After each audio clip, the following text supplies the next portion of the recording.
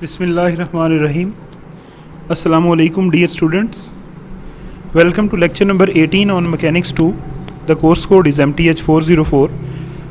I am Rashid Ali, working at Department of Mathematics, Government Postgraduate College Samundri. I am your instructor for this course. जैसा कि आपको पता है कि आजकल हम चैप्टर नंबर 8 रेक्टिलिनियर मोशन के एक्सरसाइज के क्वेश्चंस को जो है वो सॉल्व कर रहे हैं। तो आज उसी सिलसिले को आगे बढ़ाते हुए हम कुछ क्वेश्चंस को सॉल्व करना सीखेंगे इसमें। So first of all we will understand the statement को आप ज़रा अच्छी तरह समझ लें कि किस तरीके से हमने काम करना है। A particle is projected vertically upwards with a velocity 2gh square root. ज़मीन से आपने पार्टिकल को ऊपर की जानिब फोर्स लगा के फेंका है। कितनी वेलोसिटी आपने उसको प्रोवाइड की है? वेलोसिटी आपने उसको प्रोवाइड की है 2gh square root. And another is let fall from a height h। दूसरा उसी वक्त उसी पॉइंट के ऊपर, यानी जहाँ से आपने ज़मीन से नीचे को ऊपर की जानिब एक फेंका है, बिल्कुल सीधा उसी पॉइंट के ऊपर जो है ना आपने h हाइट के ऊपर एक पार्टिकल को लेट फॉल कर दिया, यानी आपने उसको उठा के छोड़ दिया। तो ज़ाहिर सी बात है under the action of the gravity वो नीचे की जानिब जो है वो आएगा। तो find the height of the point where they meet each other. अब ज़मीन से देखें, अब ऊपर वाला जो आपने लेट फॉल किया है वो नीचे आएगा और नीचे जिसको आपने ऊपर को प्रोजेक्ट किया है वो ऊपर जाएगा। तो दरमियान में कहीं वो दोनों एक दूसरे से मिलेंगे, आपस में टकराएंगे। तो हमने उस पॉइंट की हाइट मालूम करनी है जहाँ पे वो दोनों एक दूसरे से मिलेंगे। ये हमारी यहाँ पे जो है वो टास्क है। तो इसके सोल्यूशन की तरफ हम जो है वो आते हैं। तो दो पार्टिकल हैं अब हमारे पास, एक ही मोशन नीचे से ऊपर की जानिब है, एक ही ऊपर से नीचे की जानिब है। तो दोनों की मोशन को जो है वो हम स्टडी करते हैं। थोड़ी सी फिगर आपकी अंडरस्टैंडिंग के लिए मैंने जो है इसकी कंस्ट्रक्ट की है कि वो ये है कि हमारे पास ये आपका ग्राउंड लेवल है, ज़मीन का लेवल है। पॉइंट ए से आपने पार्टिकल को इनिशियल वेलोसिटी, यानी ये जो P1 पार्टिकल है हमारा पहला, इसमें आपने इनिशियल वेलोसिटी उसको u is equal to 2gh square root दे के ऊपर की जानिब जो है वो फेंका है ए पॉइंट से। सेम इसी वक्त हमने जो है वो क्या किया है जी कि ऊपर से P2 एक पार्टिकल को लेट फॉल किया है। लेट फॉल में आपको पता है ना कि हमने h हाइट पे उठा के तो जस्ट हमने बगैर उसको कोई फोर्स दिया सिर्फ छोड़ देना होता है, गिरने देना होता है, लेट फॉल। तो इनिशियल वेलोसिटी फिर उसकी u जो है वो 0 है, और ये जो आपने नीचे से प्रोजेक्ट किया है इसकी वेलोसिटी, इनिशियल वेलोसिटी जो है वो आपके पास 2gh का स्क्वायर रूट है। तो ये नीचे से ऊपर की जानिब जाएगा, वो ऊपर से नीचे की जानिब आएगा। तो टोटल हाइट h है।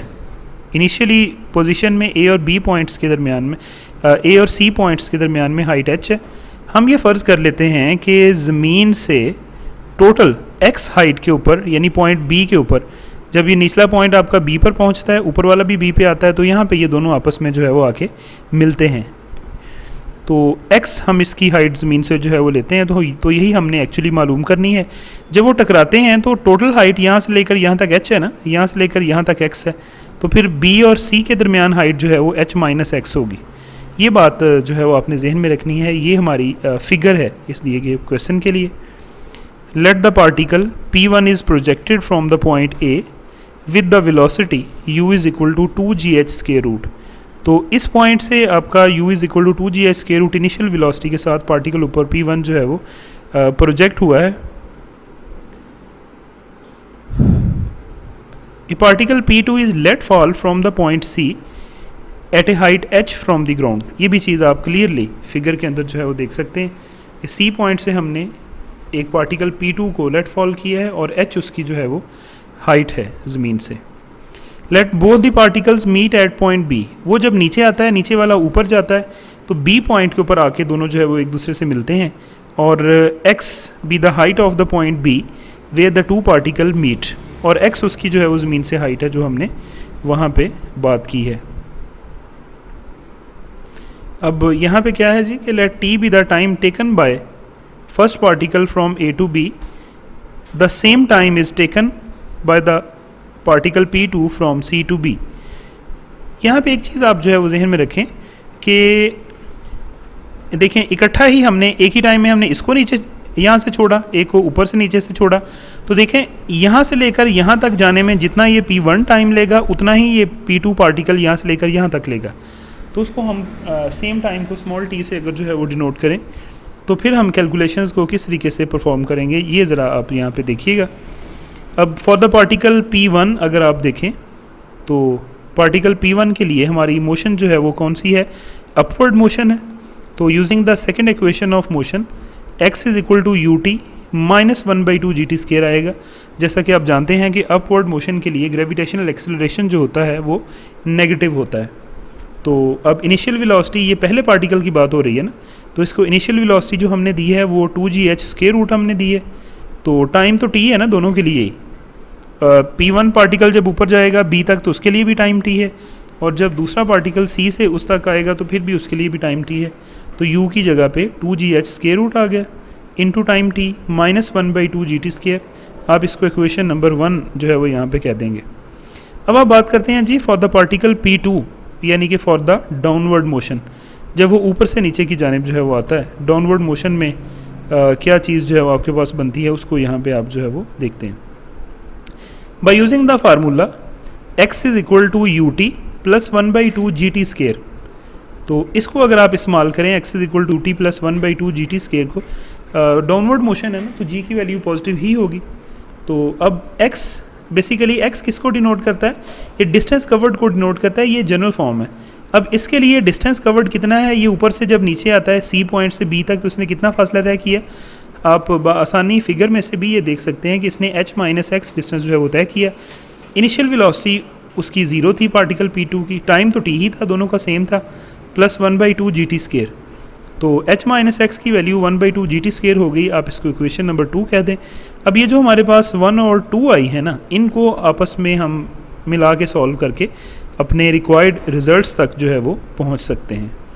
अगर आप 1 और 2 को ऐड करें तो x plus h minus x, तो ये 2gh square root into t minus 1/2 GT स्केयर प्लस 1/2 GT स्केयर, और ज़ाहिरी बात है कि ये दोनों फैक्टर एक दूसरे से कैंसिल आउट हो जाएंगे और h की वैल्यू आ जाएगी 2gh square root into T. तो आप इसको सिंप्लीफाई मज़ीद कर सकते हैं। देखें आप इसको 2g का स्केयर रूट सेपरेट और h का स्केयर रूट सेपरेट, t अलहदा से, तो ये जो आपका h है ना इसको आप h square root into h square root कर सकते हैं। बहरहाल after some suitable simplifications t की वैल्यू जो है वो आपके पास आ जाएगी h ओवर 2g सारे का स्केयर रूट। इसको उठा के आप 1 के अंदर पुट कर दें, putting in 1।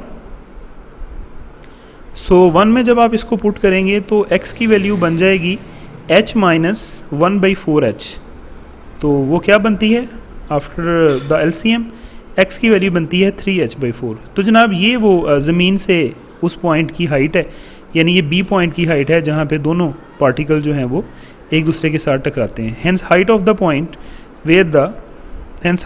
Point where the two particles meet each other is actually x is equal to 3h/4। इसी तरीके से आप बात करेंगे क्वेश्चन नंबर 8 को, लेकिन उसके लिए उसकी स्टेटमेंट को कॉम्प्रिहेंसिवली अंडरस्टैंड करना बहुत ज़्यादा ज़रूरी है। स्टेटमेंट उसकी आप ज़रा देखें। A gunner detects a plane at t is equal to 0 approaching him with a velocity v। ज़मीन के ऊपर एक बंदा जो है वो गन लेके बैठा हुआ है और आसमान के ऊपर वो एक जहाज़ को अपनी तरफ आते देखता है, और उस जहाज़ की वेलोसिटी कितनी है, स्मॉल v है। The horizontal and the vertical distances of the plane being h and k respectively. उस time t is equal to 0 के ऊपर जब ये ऑब्जर्वेशन स्टार्ट हुई है ना, तो जहाँ पे जहाज़ है उसका गनर से हॉरिजेंटल फासला जो है वो h है और वर्टिकल फासला जो है वो k है। His gun can fire a shell vertically upward, तो वो जहाँ पे बैठा हुआ है वो बिल्कुल 90 के एंगल के ऊपर वर्टिकली अपवर्ड जो है ना वो एक जो है वो शेल फायर कर सकता है with an initial velocity u। वो अपने शेल को कितनी इनिशियल वेलोसिटी देगा, स्मॉल u देगा, और जहाज़ जो मूव कर रहा है हॉरिजेंटली वो v वेलोसिटी के साथ मूव कर रहा है, ये भी स्टेटमेंट के अंदर गिवन है। Find the time when he should fire, अपने टाइम मालूम करना है कि जब वो फायरिंग स्टार्ट करे, फायर करे जब वो। The gun and the condition on u, और u पर क्या कंडीशन लगाई जाए, so that he may be able to hit the plane, कि वो प्लेन को हिट कर सके। If it continues its flight in the same horizontal line, अगर जहाज़ जो है वो जिस हॉरिजॉन्टल लाइन में पहले वो मूव कर रहा था ना, जिस डायरेक्शन में वो हॉरिजॉन्टली पहले जा रहा था, अगर जहाज़ उसी सिमत में अपनी जो मोशन है उसको अगर जारी रखे, तो फिर आपने जो है वो टाइम बताना है कि ऑब्जर्वेशन के बाद, यानी जब गनर ने जहाज़ अपनी तरफ आता देख लिया t=0 पर, तो उसके कितनी देर के बाद वो, यानी कितने टाइम के बाद उसको फायर करनी चाहिए वर्टिकली अपवर्ड गन, कि जहाज़ भी वहाँ तक पहुँच जाए और वो उसकी जो शेल है वो उससे टकरा के वो जहाज़ जो है वो तबाह उसको कर सके। तो फिर ये हमने कंडीशन मालूम करनी है, और u वेलोसिटी के ऊपर क्या कंडीशन होगी, यानी कि जो शेल की वेलोसिटी है स्मॉल u, उसके ऊपर क्या कंडीशन लगाई जाए, वो भी हमने यहाँ से जो है वो फाइंड आउट करनी है। एक रफ सा स्केच इसकी फिगर का जो है वो हम बना लेते हैं, ताकि हमारे लिए इसके सोल्यूशन को समझना जो है वो थोड़ा सा आसान हो जाए। यहाँ पे जी पर आपका बंदा जो है वो बैठा हुआ है गन लेके, और यहाँ पे वो टाइम t=0 पे यहाँ पे है जहाँ पे हमने ऑब्जर्वेशन स्टार्ट की है। तो यहाँ पे इस पॉइंट, ये जो P है ना, ये जो जहाज़ है ये इधर को मूव कर रहा है हॉरिजॉन्टली, ये हॉरिजॉन्टल डायरेक्शन है। कितनी वेलोसिटी के साथ? v वेलोसिटी के साथ, P से इसको मैंने जो है वो डिनोट किया है। और यहाँ पे G पर बैठा हुआ बंदा u इनिशियल वेलोसिटी के साथ शेल को फायर कर सकता है। अब उसने कहा था ना स्टेटमेंट में कि शुरू में h हॉरिजॉन्टल डिस्टेंस है, ये देखें अगर ये बंदा है ना तो इससे हॉरिजॉन्टल डिस्टेंस कितना है, ये वाला, ये जो h है, और वर्टिकल डिस्टेंस कितना है, ये जो k है। तो h और k उसके हॉरिजॉन्टल डिस्टेंसेस हैं। ये a वो पॉइंट है, p जब p पर है ना आपका प्लेन, वो यहाँ से लेकर यहाँ तक a तक पहुँचेगा। तो जब वो यहाँ पर आएगा तो ये उसने जो शेल फायर किया होगा वो यहाँ पे उससे जाके टकरा जाएगा a पॉइंट पे। तो ये हमने इसको कैलकुलेशंस जो है वो करनी है। Consider that p is the position of the plane moving with velocity v। तो ये p उसकी पोजीशन है जब वो v वेलोसिटी के साथ आपका जहाज़ जो है वो मूव कर रहा है। तो ये हमारे लेक्चर का पार्ट नंबर 1 था। इसी के सोल्यूशन को मैं यहीं से शुरू करता हूँ डिस्कस करना। आप जरा स्टेटमेंट को समझें तो पार्ट 2 के अंदर इसके सोल्यूशन को मैं स्टार्ट करता हूँ।